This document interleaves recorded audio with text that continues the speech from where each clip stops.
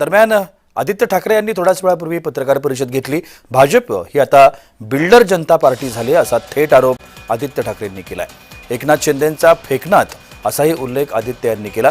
ठाकरेंकडून सरकारकडून वारंवार फसव्या घोषणा दिल्या जातात असंही आदित्य ठाकरेंनी या पत्रकार परिषदेत म्हटलं।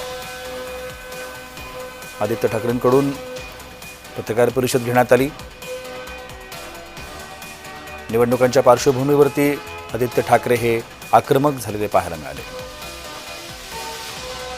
त्यावेळेला त्यांनी भाजपा आणि एकनाथ शिंदे यांच्यावरती जोरदार टीकास्त्र चालवलं।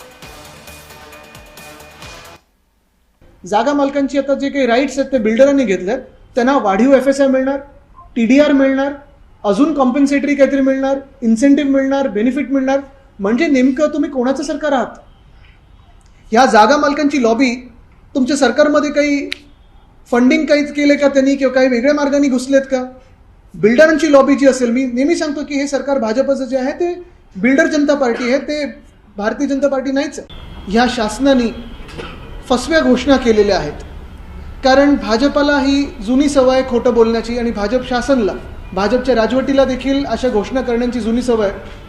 आपल्याला आठवत असेल निवडणुकीपूर्वी, म्हणजे राज्याची जेव्हा निवडणूक झाली त्याच्या आधी भाजपनी लाडकी बहिणी 2100 रुपये देऊ हे सांगितलं होतं, अजून तेही झालेलं नाही आहे। गावोगावी जाऊन आम्ही शेतकऱ्यांची कर्जमाफी करू, कर्जमुक्ती करू हे सांगितलं होतं।